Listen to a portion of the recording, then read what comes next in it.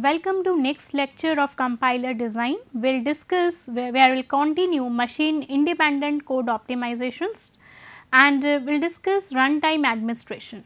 I am Dr. Parul Yadav, assistant professor at Department of Computer Science and Engineering in Institute of Engineering and Technology, Lucknow.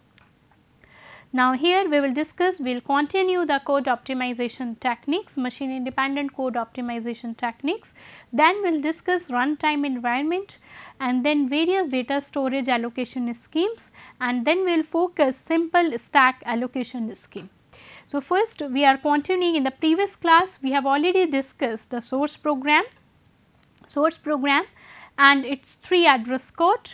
Then we obtained the flow graph for the obtained 3 address code and then we discussed the optimization technique like local common sub expression as well as we discussed elimination of global common sub expression where from block B5 and B6 we eliminated global common sub expressions. Now, we are continuing the optimization techniques. Now, next code optimization technique is copy propagation.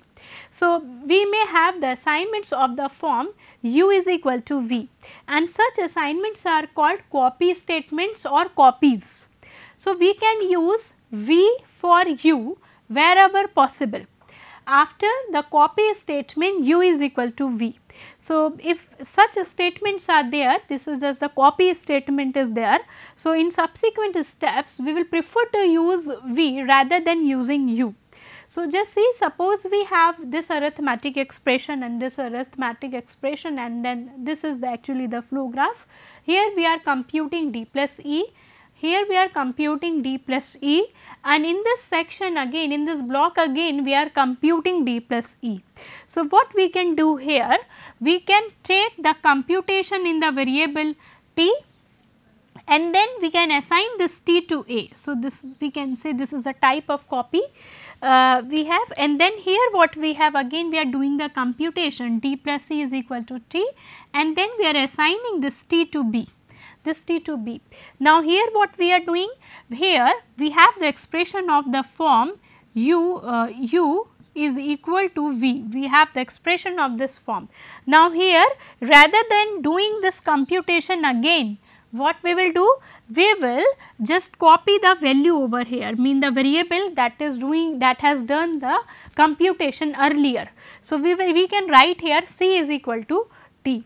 We will see this example in our block, just like the block 5 that we obtained over here. This is the block 5 and this is the block 5. Now, in the block 5 we can see x is equal to T3, this is okay. Now, a at T2 is equal to T5, this is also okay. Now, look at here, a at T4 is equal to x. So, what we can say, x is equal to T3 is a statement like u is equal to v. So, what we will do in coming in the subsequent statements, we will prefer to assign value of v rather than u. So, here rather than using x, we will use T3. So, a at T4 will equal to T3, right, and last statement will remain the same. So, this is the outcome of copy propagation, right, copy propagation. Next is the det code elimination. Actually, why we did so, here you may be feeling that the number of statements here and here are the same, but here actually some optimization has been done. How it is done, that will be visible in this particular step. So, this step is det code elimination. So, we know in the program we may have the dead variable or live variable. I am repeating what is live variable. If its value can be used subsequently, in the mean it can be used in subsequent statements of the program, then that variable is called as live variable, otherwise it is considered as dead variable. Similarly, we can have det code in the program. What is det code? These are the statements that compute some value but that value never get used in the program. So, such statements are such statements are called as dead code. So, here just see x is equal to T3 and this and this and this and this. In this block we can easily find that here we have written one statement x is equal to T3, and within this block x is nowhere used, it is not used in any statement. So, we can consider this statement as dead statement or dead code. So, we can easily eliminate this statement. So, here we will have only 3 statements, AT2 is equal to 5, AT4 is equal to 3 and go to B2. How we have obtained it? Because this is because of the outcome of copy propagation. Here we eliminated, we have not written x, we have written here T3. And because here we are not written x, that is why this has become useless now. So, we can eliminate it, and here we are finding we have reduced number of steps, number of statements, because we have removed here the dead code. Now, next is another concept is constant folding. What is constant folding again? Constant folding here. Now, suppose I have a variable, suppose pi underscore 2, and suppose this is equal to 2 into 3.14. So, actually this statement is computing some constant value, and then that value is assigned to variable pi underscore 1. So, what we can do here, we can replace the variable by the expression. So, here this expression has some value that is actually constant value. So, we can replace the variable using the constant directly. So, in place of pi underscore 2 we can directly write its value. So, at the compile time only we can detect such expression that are giving the constant result, and we can replace it with it using the constant only. So, detecting at the compile time that the value of the expression is constant and using the constant. So, this is known as constant folding.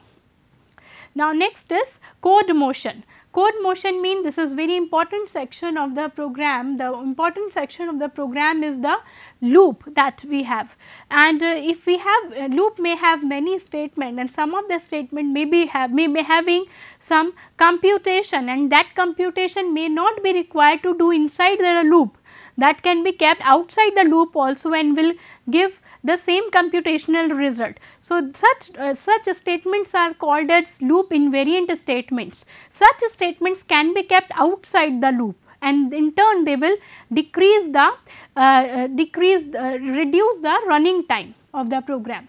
So, it improves the running time of the program by decreasing the length of code of its loop. So, we will place loop invariant computation outside the loop. Now, see one example. While I is less than or equal to limit minus 2. So, actually limit is one some variable, and here it is not used suppose inside the loop, and here we are just every time we are computing it and then we are comparing the value. So, in this loop will be executed many times in the program, and every time we will do the computation. So, what we can do, we can keep this statement outside the loop like t is equal to limit minus 2, and then we can compare I with t. If I is less than or equal to t, then we will execute the loop. So, this is the code motion technique. Now, next is reduction in strength, where we try to replace the costly operator with the cheaper one. So, we can see over here, like here we have, just see in this particular block, right, this block. Here we have j is equal to j minus 1, T4 is equal to 4j. So, what we can do, here we are taking some value of j and then we are multiplying it with 4, and every time it is reduced by 4. So, what we can do, we can write here like this, t is equal to T4 minus 4. So, here we have changed this multiplication operator with minus operator. So, we reduced the, here we have reduced the, we have replaced the costly operator with the cheaper one. The same can be done here, the same can be done here, and every other place. So, this is about reduction in strength. And now, this give the concept of induction variable. How it is giving? Here we are having just see two variables I and j. So, initially what we are doing, we were computing value of T2, T4 using j, right, we are computing value of T4 using j. So, these two j and T4, they are called as inductive variable. Now, what we did it, now we are writing T4 in terms of T4 only. So, this is now we have written T4 in terms of T4 only. So, we can eliminate j is equal to j minus 1 from here. So, we can write only t is equal to t minus 4 and then remaining two statements. So, if whenever sometimes we will be doing reduction in strength and we will find that we are able to remove the induction variable. So, this is the concept of induction variable. So, this completes our machine independent optimization techniques. Now, we will discuss the next topic, that is the runtime environments. As far as compilation is concerned, so during the compilation, the compiler must allocate resources of the target machine to represent the data objects that are manipulated by the source program.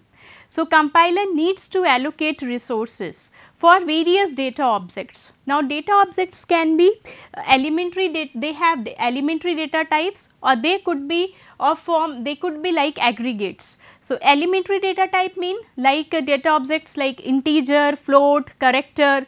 So, they are actually elementary data type and they are represented by equivalent data objects at machine level. Now, next is the aggregates like array, string, structures that are comprised of elementary data types. So, they are represented by several words of machine memory. So, this is a runtime environment. Now, if we talk about data storage allocation scheme, so broadly we can say there are two types of data storage allocation scheme. One is a static data allocation scheme and second is dynamic data storage allocation scheme. So, in static allocation scheme, it is done actually at compile time only. So, the compiler allocates space for all names, it could be global or it could be local. So, all variables of all procedures at the compile time. So, here the space is allocated for all type of names at the compile time only. Now, the variable SS is fast in case of static data allocation and it does not support recursion. Now, next is dynamic data storage allocation scheme. Here the compiler allocates space for names that are available in the program. It allocates compile time as well as run time, compile time as well as run time. Here variable SS is slow and it can implement recursion. So, broadly there are two types of allocation scheme and in today's lecture we will focus on a static data allocation scheme, data storage allocation scheme. So, we use the stack implementation, we use stack to implement the static allocation scheme. So, if we talk about the variable, then there can be two types of variable, one is the global and second is the local. So, global mean they allocated static storage and they are available to any procedure. So, they are globally defined, available to any procedure defined in the program, and the local mean they can be accessed only by the procedures in which they are declared. So, this is the local variables. Now, here we talked about the stack implementation and it will look like this, where we will have the static area and the space for the various procedures. So, it will have the space for activation record as well as extra space, extra storage for every procedure, that we will discuss in coming slides.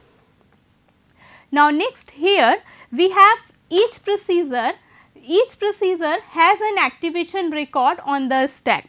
So, basically we can say that the data is data can be global or static. So, this is the space for global or local. So, this is the space for global or static data. Now, next is in the program we may be having various procedure and each procedure will have its activation record. So, we will have the activation record, suppose procedure is P, procedure is Q, procedure is R. So, we will have record, we will have entry for activation record for P, activation record for Q, activation record for R, and everywhere we will have extra storage for every procedure. Now, it keeps value of the local names. So, this keeps the value of local names. So, here we can say the two segments are there, one is the low numbered memory location. So, we can say this one, and second is the high numbered available location. So, we can say at this position. So, at the low numbered memory location, we are assuming this is at low index and this is at high index. So, at low numbered memory location, we store the global or the static data, while at the high numbered available location, we store the runtime stack, and here it is just like this. So, here we store the runtime stack, and low numbered memory location, this is a place to store various procedures or the space for global data. Now, next is we can see that this is the space for global data or various procedures, and this is the for the time stack. So, we can say observe here that there will be the gap in between the static area or global area we can say and the runtime stack. Now, here what we are doing, here we have the space for global or static data, and next to it mean in the runtime stack we have the activation record and storage space for various procedures, extra space for various procedures. So, what is the what we are assuming here, that we have the procedure P, that is our main program. It is calling procedure Q, and which in turn is calling procedure R. So, the P will be at the bottom, and then above to it we will have Q. Now, Q is calling R, so it will come over here. So, everywhere we have activation record, space for activation record and extra storage. Now, here we can see the organization of the activation record in C programming language. So, we can observe that broadly there are 6 fields here.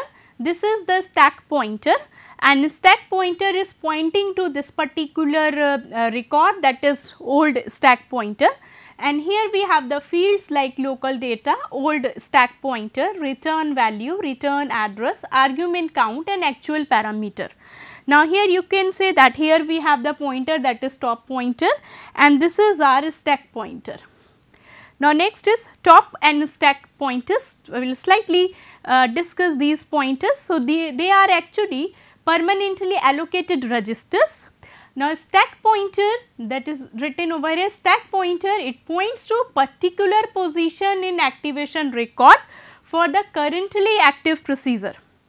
And what is top pointer? It points to the top of the stack, like in this case, it points to the top of the stack. If it is calling to next procedure, then top pointer can be decreased and the next records can be kept over here.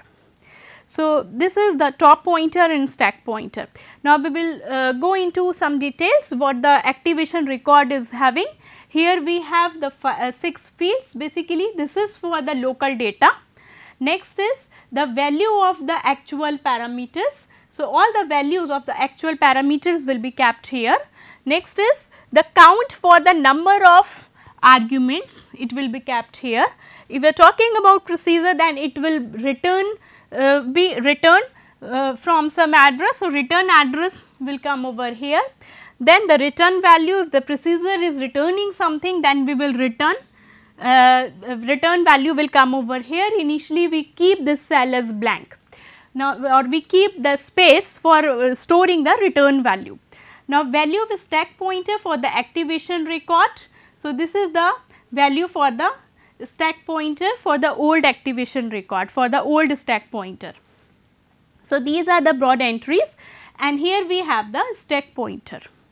Now, next is the stack pointer and the offset. So, stack pointer, negative offset and positive offset, what is the concept here? Usually or generally stack pointer initially points to old pointer. So, old pointer. So, mean if we want to fetch this particular record, then we can fetch it from this index. If we want to get the return value, then we can increase the index and we can fetch the all relative indices. We can get the data from our indices. Now, if we want to fetch the local data, in that case we have to decrease the offset. So, rather here we will be fetching the local data through negative offset. So, here we will provide the negative offset.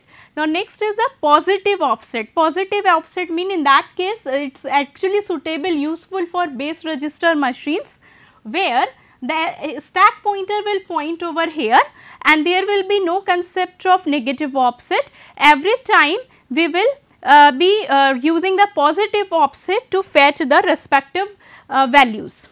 Now, next is if we are talking about offset and stack pointer, then another concept is x at SP or SP at x. So, here actually this x is offset, or we can say the constant, and this is the stack pointer. So, this x tells us the distance of the location for x from the stack pointer. So, it is just like in the stack pointer x is telling us the location or the offset in SP with respect to SP. So, but we can write it like this also, x SP, mean this is just the offset of SP only, but the notation is like this. In some of the compiler this can be written only as x. Mean while designing the intermediate code, in some of the compiler it can be written like x only, and now it is left to the code generation phase to realize that x is on the stack, right. Now, next is SP at x. So, here x is actually the offset and this is the array, we can say the stack that we are having, the pointer to the stack, and this actually shows that this indexing is commutative in nature. Commutative, as we can say that SP at x and x for SP, they give the same value. In terms of computation, indexing is commutative in nature, but there is difference in these two notations, as this and this. So, difference in loading in register. So, if we are using this syntax, then it will require only one step for loading it into the memory. Now, if we are using this one SP at x, then it will require two steps to load in the register. Why it requires two steps? Because one extra step will be required for loading of offset into the register. So, first we will load this offset into the register and then we fetch the value from that particular index. So, this is about stack pointer and offset. Now, we will see if we have suppose procedure in the C program. So, it will be having various parameters, then we have call P and N, such type of syntax is used in 3 address code representation. Okay, sorry. So, this will be used. Now, we need to see how the object code will be obtained, how the runtime code will be obtained for such type of instructions. So, here we translate each parameter T into push T. So, wherever we have T1, T2 and Tn, they all will be translated into push T. Now, how the actual translation will take place? Push x implies, here the single push x implies we will decrease top is equal to top minus 1 and then we will set value at top is equal to x. Pointer to top is equal to x. Now, here we are considering, we are assuming that we are placing T1 at highest index and then Tn at the lowest index. As the parameters will come, we will decrease the top pointer, top value, and we will keep on pushing all parameters onto the stack. Now, next is to see how we implement, translate call P comma n. So, here actually this translation requires to store many things into the stack like argument count, return address, return value, old stack pointer, and then we will move to the first statement of P. So, this will require many things to be pushed onto the stack. So, we will push everything onto the stack like push n will store argument count into the stack. Now, push L1, this will store label of return address. So, this will be pushed into the stack. Next is push, this is the space for return value. After execution, function will return value. So, we will keep it a space into the stack. Now, push SP, that to store the old stack pointer. Then go to L2, it will move the first statement of P, and we are doing all in the same order as we have designed the activation record. So, they are like this. Next is in the program, when we will write the procedure, every procedure will begin with proc begin syntax. So, this is the first statement for every procedure. So, we need to translate the first statement also. Now, this sets actually the stack pointer to the place holding the old pointer. So, it sets the it. Now, sets the top to the top of the activation record. So, what we will do? We will set SP is equal to top, and then we will set top is equal to SP plus a small sp. Sp is the this is the size of P. So, it is a number of words taken by the local data for P. So, this will be top is equal to Sp plus a small sp. So, this is with respect to procedure begin. Now, once we will begin the procedure, then we will have many statements, and last we will have the return expression. Now, we will see how to write the object code for return statement. So, it will be done like this. So, this is for return statement. First SP mean this is offset here, this is equal to top. So, 1 is the offset for the location of the return value. Now, next is we set top is equal to SP plus 2. Now, top points to the return address. So, we can see as here. Now, this is pointing to return address. Now, next is SP is equal to a value at SP. So, it restores SP. Now, we will set here value of L. Now, this will be now the return address, as it is pointing to return address. Like here we set the top to point to return address. Now, L will have the value of return address. Now, we are increasing top is equal to top 1 1. So, actually here we are taking the this is a return address. Now, we are taking next with this index, now we are taking the argument count. So, we are increasing it by 1.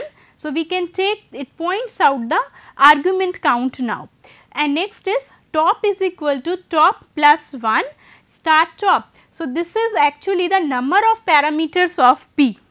So, we restore top to the top of extra storage for activation record below. So, we will setting it considering the extra storage space, considering its number of parameters. Now, next is go to star L. So, here this is the translation for going to the return address, as we have taken it into this L, the return address. So, this is the translation for return expression. Now, next is the last thing in this, we will every procedure will end by the procedure AND call. This is written in free address statement like this. So, end of the procedure can be marked by the 3 address statement, and this is actually translated as we discussed before, but excluding the storing of the return value. So, this is all about the static stack allocation scheme, where we discuss this implementation scheme using stack. So, this is all for today. Thank you.